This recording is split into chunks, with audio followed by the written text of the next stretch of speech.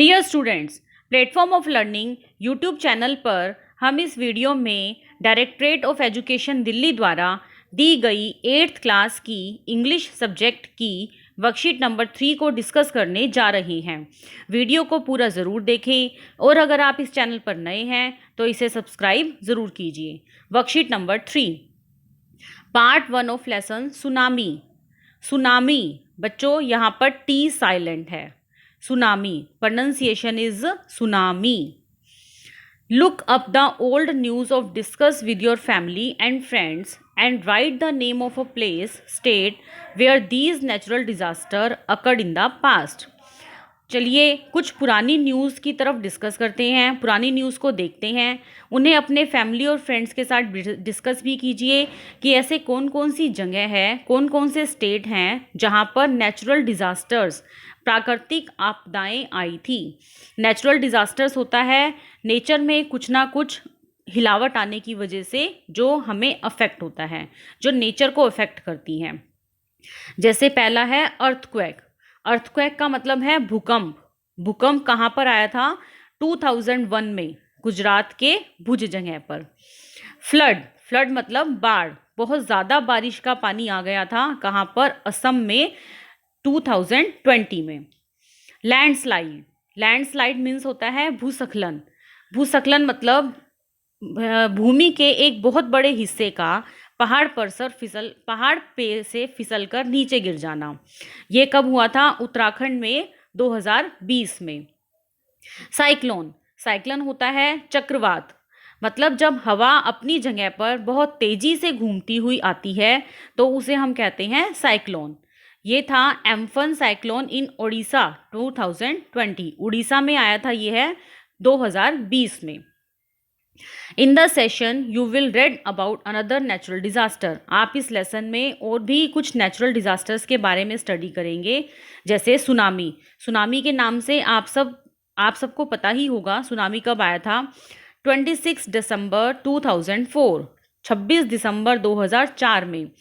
A tsunami hit part of India such as Andaman and Nicobar Islands and the Tamil Nadu coast and a few more countries. Tsunami जो है वो अंडमान और निकोबार द्वीप समूह पर आया था। इसके साथ साथ उसने तमिलनाडु के कुछ भागों को तथा हमारी कंट्रीज़ के कुछ और हिस्सों को भी प्रभावित किया था। Tsunami is a very large and powerful wave caused by earthquake under the sea. Tsunami से बहुत बड़ी मात्रा में और बहुत बड़ी और बहुत पावरफुल वेव उठी थी। मतलब सी के अंदर बहुत बड़ा भूकंप आने की वजह से जो वेव उठ के आई थी, उसकी वजह से हमारा बहुत ज़्यादा नुकसान हुआ था, जिसे सुनामी के नाम से जाना गया था।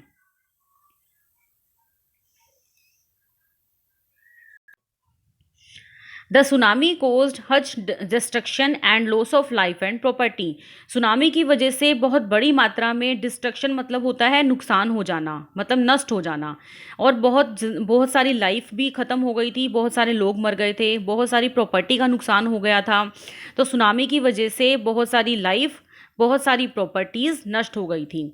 Hair are some stories of courage and survival. यहाँ पर कुछ कहानियाँ दी गई हैं लोगों की बुद्धिमानी की, लोगों की करेज की, साहस की, और सर्वाइवल मतलब उन्होंने किस तरह से अपने आप को सर्वाइव किया ऐसी स्थिति में।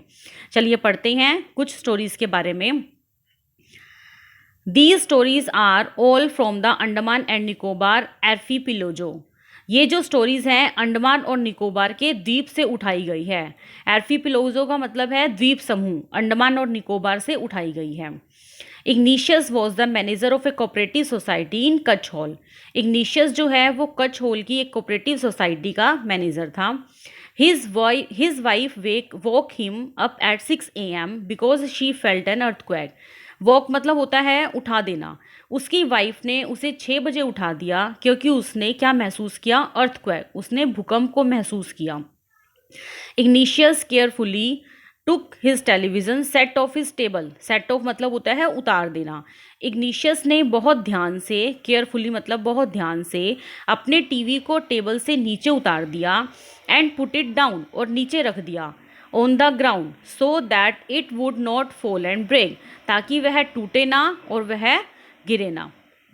Then the family rushed out of the house, और उसके बाद उसका पूरी फैमिली, रश्ड आउट मतलब बाहर आ जाना घर से, उसके बाद उसकी फैमिली पूरी घर से बाहर आ गई। व्हेन द ट्रेमरर स्टॉप्ड, जब उन्होंने भूकंप के झटकों को महसूस करना बंद कर दिया, दे सा द सी राइजिंग, दे सा द सी राइजिंग, तो उन्होंने देखा कि समुद्र की लहरें ऊपर उठ रही है। In the cause and confusion, cause मतलब होता है हड़बड़ाहट में, तो उन्होंने हड़बड़ाहट में और कन्फ्यूज़न में। Two of his children caught hold of the hands of their mother's father, mother's father मतलब अपनी मम्मी के पापा, मतलब उनके नाना जी। तो उनके दो बच्चों ने भागकर उनके मदर्स फादर नाना जी का हाथ पकड़ा, एंड मदर्स ब्रदर मामा मम्मी के भाई मतलब मामा जी का हाथ पकड़ा, and brushed in the opposite direction, और दूसरी डायरेक्शन की तरफ चले गए। He never saw them again, उसके बाद उन्हें दोबारा नहीं देखा गया। His wife was also swept away, उसकी वाइफ भी, स्वेप्ट अवे मतलब दूर चले जाना, उसकी वाइफ भी वहाँ से दूर चली गई। Only the three other children who came with him were saved, ऐसा कहा जाता है कि सिर्फ 3 बच्चों को ही दोबारा देखा गया। Who came with him were saved मतलब जो बचे थे वो सिर्फ 3 बच्चे बचे थे, इग्निशियस को, उसकी वाइफ को, उसके मदर्स फादर को और उसके मदर्स ब्रदर को वहाँ पर दोबारा नहीं देखा गया। इसका मतलब है कि वह सुनामी के होने के बाद नहीं मिले, मतलब वह खत्म हो गए। अगली स्टोरी है संजीव की।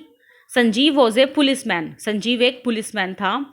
Serving in the Katchal island of the Nicobar group of islands, वह कच्छ होल द्वीप समूह में और निकोबार द्वीप समूह में अपनी सर्विस प्रोवाइड करता था, मतलब इन 2 जगह पर वह पुलिस ऑफिसर था।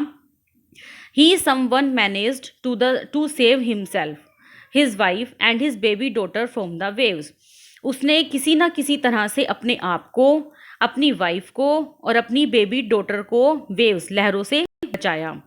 But then he heard cries for help for the wife of John the guest house cook, लेकिन जब उसने अपने गेस्ट हाउस के कुक की वाइफ जॉन के बारे में, मतलब जॉन की वाइफ की आवाज़ सुनी, चिल्लाने की आवाज़ सुनी, Sanjeev jumped into the water to rescue her, rescue मतलब होता है बचाना, तो संजीव ने पानी में जंप लगा दी उसे बचाने के लिए। But they were both swept away, लेकिन वह दोनों बह गए, मतलब संजीव ने किसी ना किसी तरह से अपने आप को, अपनी वाइफ को और अपनी बेबी को बचा लिया था, लेकिन जब उसने कुक की वाइफ की आवाज़ सुनी तो उसको बचाने के लिए वह पानी में कूद गया, और उसके बाद संजीव को भी और उसकी वाइफ को भी दोबारा नहीं देखा गया, मतलब वह भी सुनामी की लहरों में ख़त्म हो गए। 13-year-old मेघना was swept away along with her parents and 77 other people. 13 साल की मेघना भी अपने पेरेंट्स के साथ तथा 77 दूसरे लोगों के साथ स्वेप्ट अवे खत्म हो गई। She spend 2 days floating in the sea, उसने 2 दिन तक सी में तैरते तैरते, फ्लोट करते करते स्पेंड किए। Holding on A wooden door, वह एक लकड़ी के दरवाजे को पकड़े हुए थी। 11 times she saw relief helicopters overhead, उसने 11 बार अपने ऊपर बचाने वाले हेलीकॉप्टर्स को उड़ते हुए देखा। But they did not see her, लेकिन वह उसे देख नहीं पाए। She was brought to the shore by a wave, वह खुद ही तैरते तैरते शोर मतलब एक किनारे की तरफ पहुंच गई। And was found walking on the sea shore in A days, और इस तरह से वह तैरते तैरते एक समुद्र के किनारे की तरफ पहुंच गई। Now complete the sentence with the help of the passage above, अब हमें इन सेंटेंसेस को कंप्लीट करना है। मैंने यहाँ पर आपके लिए सॉल्व वर्कशीट लगाई है, लेकिन पहले इसे आपने ये पैराग्राफ अच्छे से समझ लिए हैं तो इन्हें आप खुद से करने का प्रयास कीजिए। मेघना spend 2 days floating in the sea, उसने 2 दिन समुद्र में तैरते तैरते स्पेंड किए। She saw relief helicopters overhead but they did not see her, उसने रिलीफ हेलीकॉप्टर्स को अपने ऊपर देखा, लेकिन वो हेलीकॉप्टर्स उसे देख नहीं पाए। Sanjeev lost his wife but saved his wife and his baby daughter from the way, Sanjeev ने अपनी जान को ख़त्म कर दिया, अपनी जान को लॉस्ट कर दिया, लेकिन अपनी वाइफ की और अपने बेबी डॉटर की जान को उसने बचा लिया। Igneous could only save his 3 children who came with him. Igneous के केवल 3 बच्चों को ही देखा गया आगे, बाकी इग्निशियस को, उसकी वाइफ को, उसकी वाइफ के फादर को और उसकी वाइफ के ब्रदर को देखा नहीं गया। Question number D part, in your opinion, आपके according, which words in the list below describe Sanjeev. कौन सा वर्ड ऐसा है जो संजीव को डिस्क्राइब कर रहा है। आपने संजीव की स्टोरी को ऊपर अच्छे ध्यान से पढ़ा है, तो चलिए उसके बारे में देखते हैं क्या है। Cheerful, I think that he was brave, heroic and selfless. पहले मैं आपको इन वर्ड्स का मतलब बताती हूँ क्या है। चीयरफुल, चीयरफुल मतलब खुश रहने वाला। ब्रेव, ब्रेव मतलब बहादुर। केयरलेस मतलब जो किसी भी चीज़ का ध्यान नहीं रखता, केयरलेस है। हीरोइक, हीरोइक मतलब जो हीरो जैसा काम करता है, नायक जैसा काम करता है।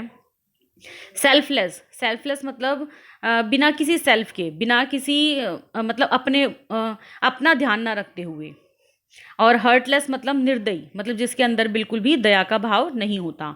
तो यहाँ पर संजीव के लिए कौन कौन से वर्ड्स आने चाहिए। I think that he was brave, brave तो उसके लिए दे दिया, क्योंकि ब्रेव क्यों है वो, उसने अपनी लाइफ को बचा लिया था। लेकिन जब उसने जॉन की वाइफ के बारे में सुना, उसकी आवाज़ सुनी, तो वह एकदम से पानी में कूद गया, तो वह ब्रेव है। हीरोइक, ऐसा तुमने देखा होगा किसी फिल्मों में ही होता है, रियल लाइफ में हम कंपेयर करते हैं तो हम ऐसा नहीं कर पाते, तो ये हीरो वाला काम किया उसने, हीरोइक। एंड सेल्फलेस, वो बच गया था, उसकी बीवी भी बच गई थी, उसकी बेटी भी ठीक थी। तो सेल्फलेस मतलब उसने सिर्फ उसकी जान बचाने के लिए पानी में कूदा, इसमें उसका कोई अपना भाव नहीं था, सिर्फ सेल्फलेस था वो। तो यहाँ पे 3 वर्ड कौन से आएंगे, brave, heroic and selfless. Find out the past tense of the verb in italic from the above passage and rewrite the phrases. An example has been done for you. Find out the past tense of the form. यहाँ पे हमें इनकी past tense को use करना है, जैसे feel the earthquake. earthquake, feel की past tense क्या होती है, felt. see की past tense क्या होती है, saw. come with him मतलब came with him, come came. hear cries for help, heard cries for help, hear heard. jump into the water, jumped into the water, jump की past tense क्या है, jumped. wake मतलब क्या होती है, walk him up, wake him up, walk him up. उम्मीद है आपको यह वर्कशीट अच्छे से समझ में आ गई होगी। तो अगर आपको यह वर्कशीट अच्छी लगी है, अच्छे से समझ में आ गई है, तो इसे अपने फ्रेंड्स के साथ शेयर ज़रूर करें, और अगर आपकी कोई क्वेरी है तो मुझे कमेंट में ज़रूर बताएं। Thank you, have a nice day.